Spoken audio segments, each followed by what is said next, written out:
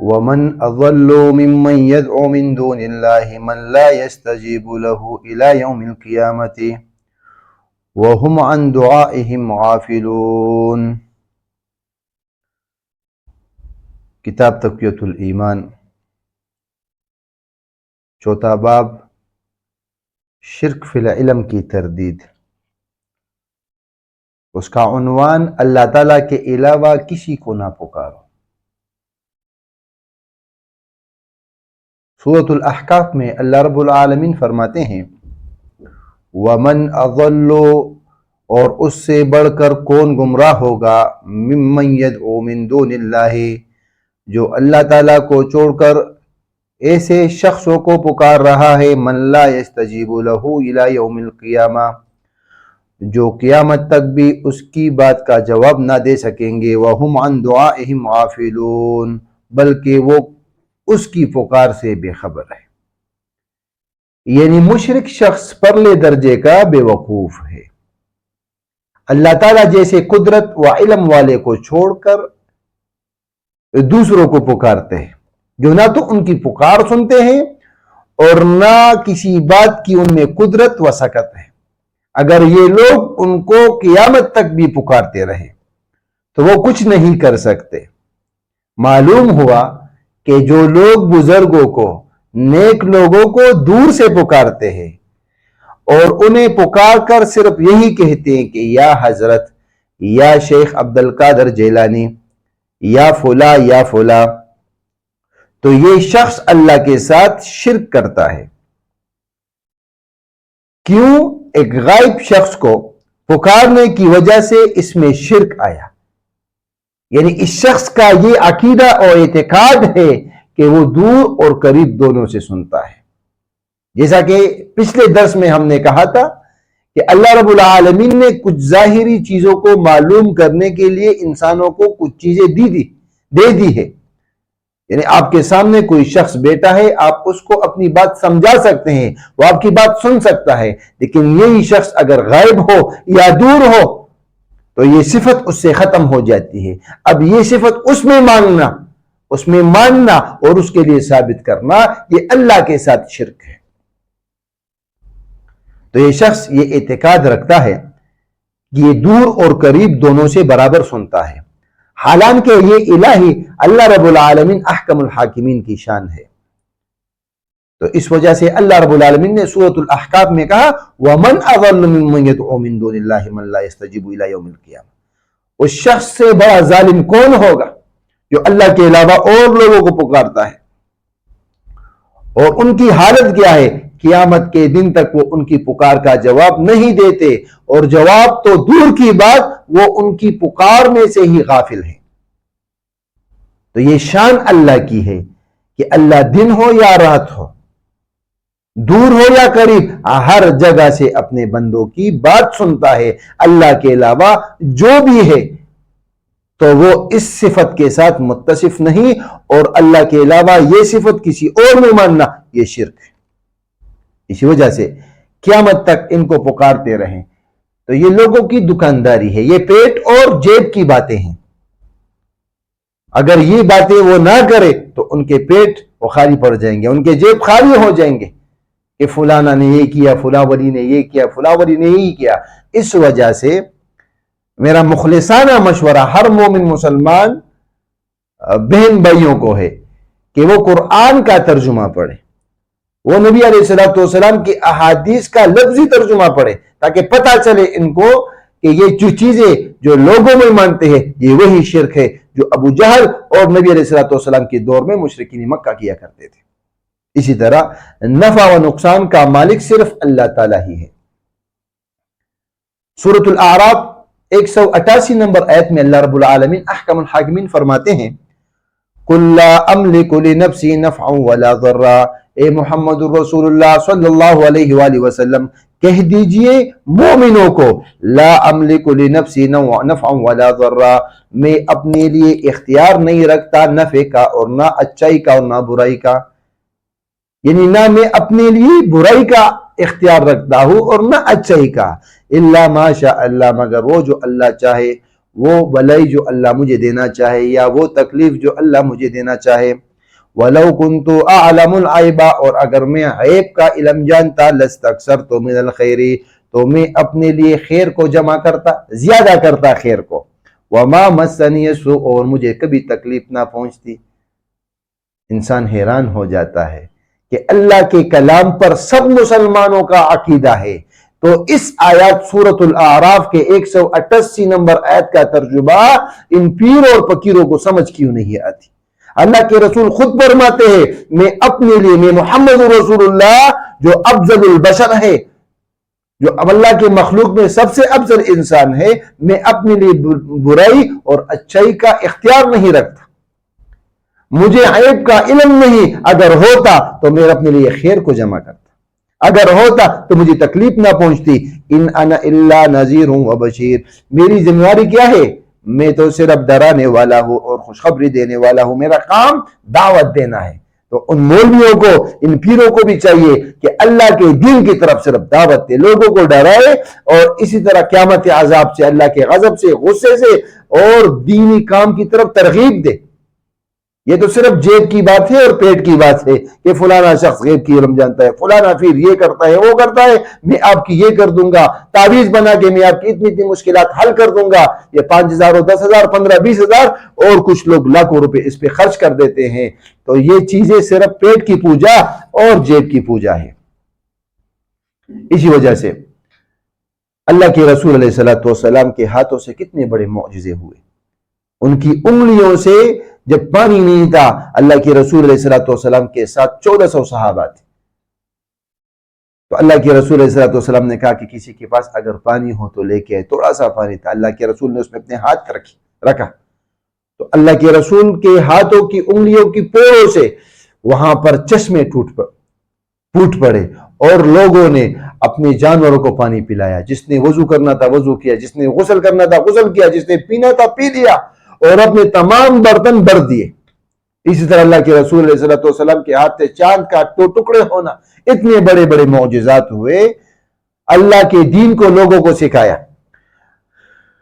برائی سے روکتے رہے، لیکن اللہ کے رسول اپنا حال بیان کرتے ہیں۔ اتنے بڑے انسان کیا کہتے ہیں؟ میں غیب کو نہیں جانتا، میں اپنے لیے اچھائی کو اور اپنے لیے برائی کا اختیار رکھتا نہیں، یہ اللہ کے پاس ہے، میں اپنے آپ کو برائی سے بچا نہیں سکتا۔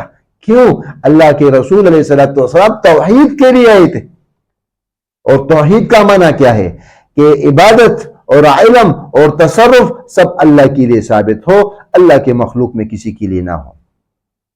اس سے پتہ چلتا ہے کہ اللہ کے علاوہ کوئی نہ نفع کا مالک ہے اور نہ نقصان کا، نہ آپ کو کوئی نفع دے سکتا ہے اور نہ آپ کو نقصان دے سکتا ہے۔ جس طرح کہ اللہ کے رسول علیہ السلام نے عبداللہ ابن عباس کو کہا تھا، وَعَلَمْ أَنَّ الْأُمَّةَ لَوِ اجْتَمَعَتْ عَلَىٰ أَن يَنفَعُوكَ لَن يَنفَعُوكَ إِلَّا مَا،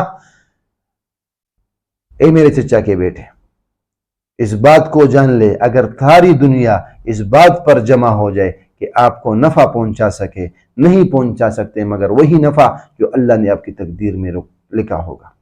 اور اس بات پر بھی یقین رکھ کہ یہ ساری امت، سارے لوگ پوری دنیا کے اس بات پر جمع ہو کہ فلاں شخص کو نقصان پہنچانے کے لیے اکٹھے ہو جاتے ہیں، تو وہ آپ کو نقصان نہیں پہنچا سکتے مگر اتنا جتنا اللہ نے آپ کے لیے لکھا ہو۔ تو انبیاء کا اصل کام کیا تھا؟ وہ اللہ کے رب العالمین کی راہ بتاتے تھے، اچھے کاموں کا حکم دیتے تھے، ان سے لوگوں کو آگاہ کرتے، اللہ کے دین کی تبلیغ کرتے۔ اس وجہ سے اللہ نے ان کی زبانوں میں تاثیر رکھی تھی، جو لوگ ان کی بات سنتے تو فوراً اسلام میں داخل ہوتے۔ ایک واقعہ ابو ذر غفاری رضی اللہ تعالیٰ جو غفار کے قبیلے کا تھا، یہ صرف اللہ کے نبیوں کی زبان میں تاثیر کی بات ہے۔ جو شخص اللہ کی طرف دعوت دیتا ہے، اپنی جیب کی پوجا نہیں کرتا، اس کی طرف نہیں بلاتا، اللہ اس کی زبان میں تاثیر رکھتا ہے۔ یہ قیامت تک کے لوگوں کے لیے۔ تو اپنے بھائی انیس کو کہا کہ میں نے سنا ہے کہ مکہ میں ایک شخص نبوت کا دعویٰ اس نے کیا ہے، وہاں جا کر معلوم کرنا کہ کیا یہ سچ ہے یا نہیں۔ اس نے معلوم کیا، ابو ذر غفاری رضی اللہ تعالیٰ کو کہا کہ ہاں وہاں پر ایک بندہ ہے جس نے نبوت کا دعویٰ کیا۔ اللہ کے رسول علیہ السلام کے پاس خود گئے، 3 دن علی رضی اللہ تعالیٰ کے پاس گزارے، وہ لمبا قصہ ہے۔ تو اللہ کے رسول علیہ الصلوۃ والسلام کے اخلاق سے متاثر ہو کر، اللہ کے رسول علیہ الصلوۃ والسلام کی دعوت سے متاثر ہو کر بآواز بلند کہا۔ اللہ کے رسول نے کہا کہ جاؤ اپنے قوم کے پاس، اس نے کہا نہیں، میں بآواز بلند کہوں گا۔ بآواز بلند کہا کعبہ میں، اشہد اللہ الہ الا اللہ و اشہد ان محمد رسول اللہ۔ لوگ ان پر ٹوٹ پڑے، ان کو مارنے لگے، تو یہ تھے اللہ کے رسول علیہ الصلوۃ والسلام اور اسی طرح اور انبیاء کی زبان کی تاثیر۔